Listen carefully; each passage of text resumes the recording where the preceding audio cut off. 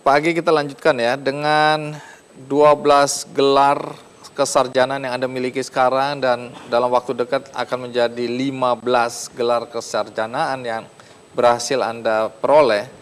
Itu kan dalam rentang waktu Anda kuliah dan usia Anda yang sekarang berapa usianya? Rahasia perusahaan itu. Oke.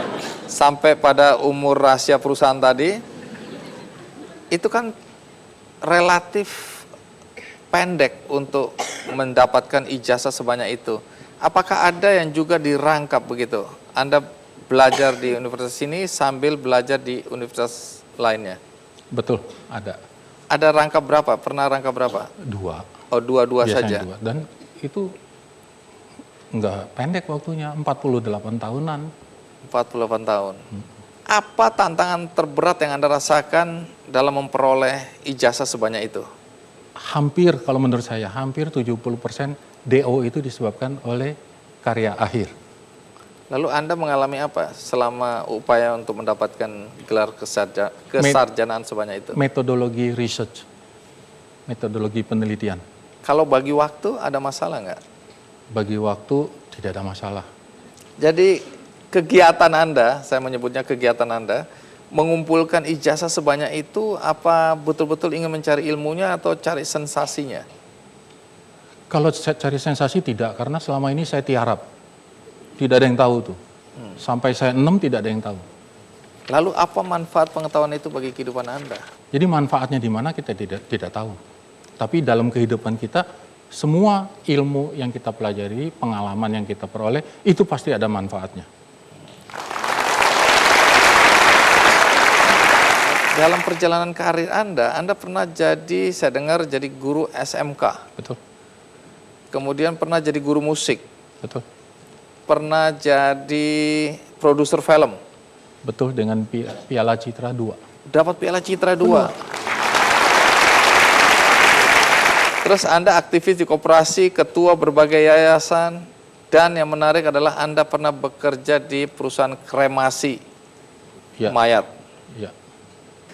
Oke. Itu tidak menarik. Yang menarik waktu saya menjadi pemimpin umum harian. Pernah juga? Ya pernah. Dari sejak SMA pun Anda ini unik karena semua kursus Anda ikuti. Betul. Ini di tangan saya terlalu panjang untuk dibacakan satu-satu. Anda dulu kursus montir radio. Betul.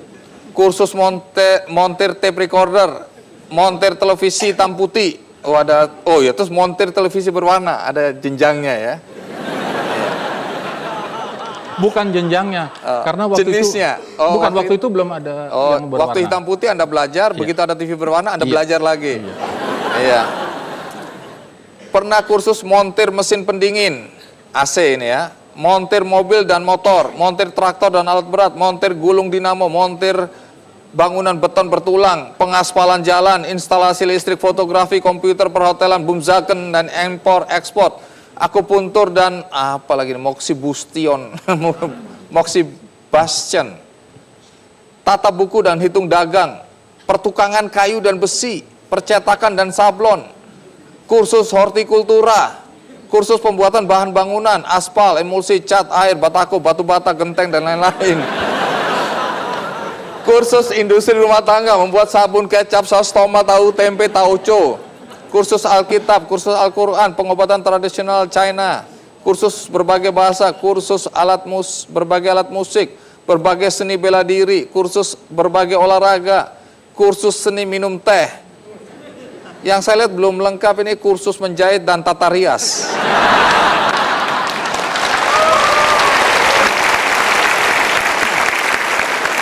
Baik, menarik karena 4 gelar atau bahkan nyaris 5, sebentar lagi akan 5 gelar Anda dapat dari Universitas Terbuka. Betul. Ya. Nah, di sini ada Ibu Tian Belawati, ya, Rektor Universitas Terbuka.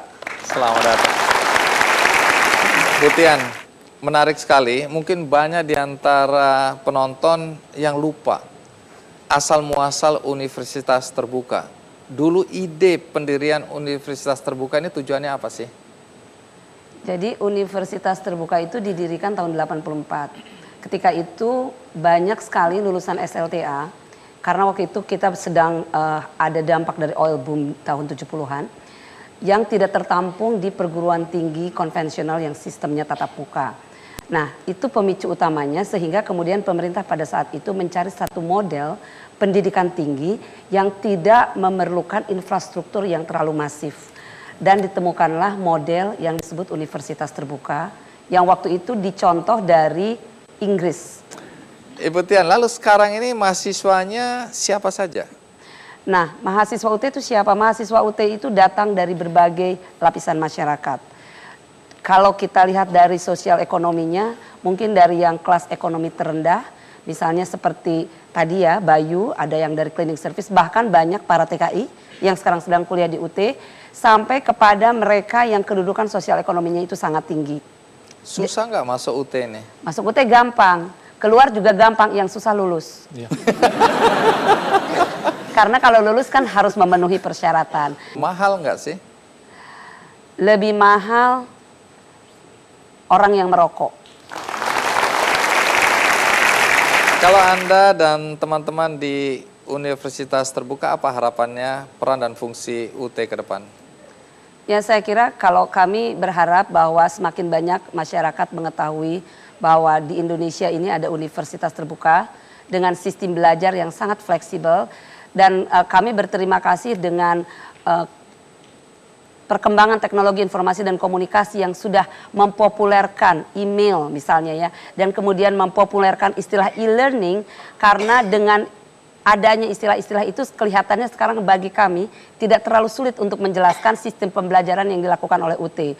Karena pembelajaran dilakukan oleh UT itu seperti sistem e-learning mungkin kalau orang awam menyebutnya. Tetapi kita juga bisa melayani mahasiswa yang tidak punya akses ke internet, yaitu dengan mengandalkan modul-modul secara tercetak. Baik. Terima kasih, Bu Dian. Nah, ini dari tadi saya menimbulkan pertanyaan ini. Ada koper sebesar ini di sini. Saya menduga Anda pasti lagi dimarahin istri, jadi sekalian bawa pakaian-pakaian ke sini gitu. Bukan. Apa ini? Ini alat musik yang Alat musik sebesar ini apa? iya, luar biasa hebatnya. Apa? Coba boleh lihat. Jangan terkejut ya. Enggak. Saya yakin pasti terkejut ini. Kenapa terkejut? Kita lihat aja. Kecuali ular. Betul itu. Belum lihat saya. Ada kaitan dengan ular. Apa itu? Tenang. Tenang. Nah. Cuma itu isinya? Iya. Kopernya segini? Iya. Kopernya segini isinya ini? Iya. Kasihan Anda ya. Ini alat musik apa?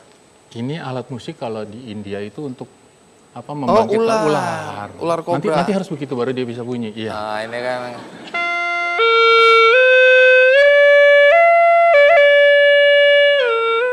Nah, ini baru enak.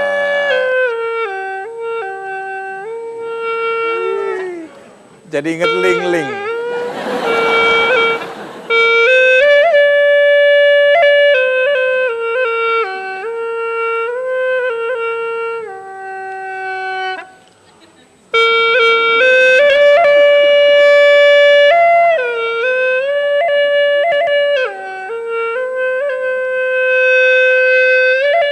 Itu harus diikuti dengan tarian yang begini tuh.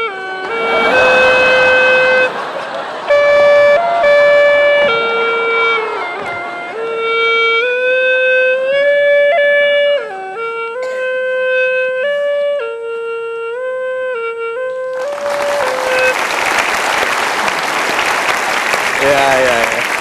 Nama alat ini apa sebenarnya? Huluse. Hulusa. Jangan salah. Hanya Bukan. kita tahu itu. Salah. Hulusa.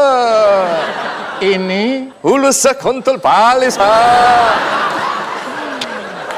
ini hulu nama buah labu ini. Oh, alah. Huluse. Ini bukan asli alat musik tradisional Cina, bukan. Oh. Ini dari suku bangsa Thai.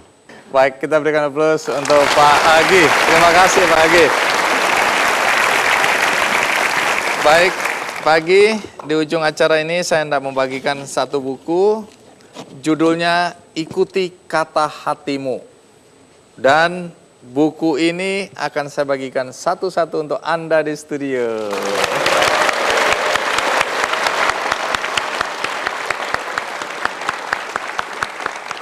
Bagi Anda di rumah, sekali lagi jangan khawatir, Anda juga bisa mendapatkan buku ini melalui undian di website kickandy.com. Akhir kata, semoga acara ini bermanfaat bagi kita semua. Sampai jumpa. One with the earth, with the sky, one with everything in life. I believe we'll survive in conviction of the heart.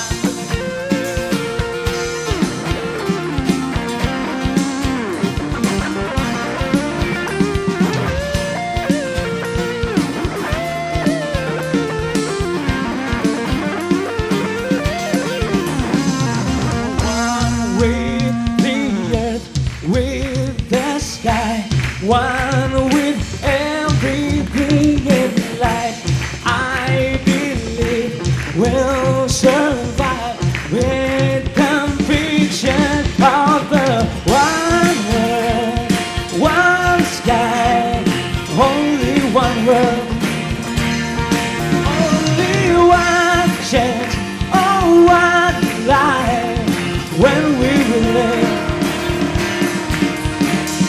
One with the earth, with the sky, one with everything in life.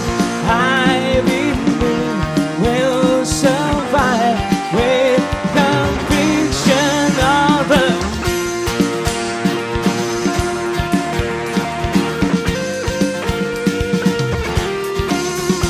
only one earth, only one sky, only one life. If only God understood.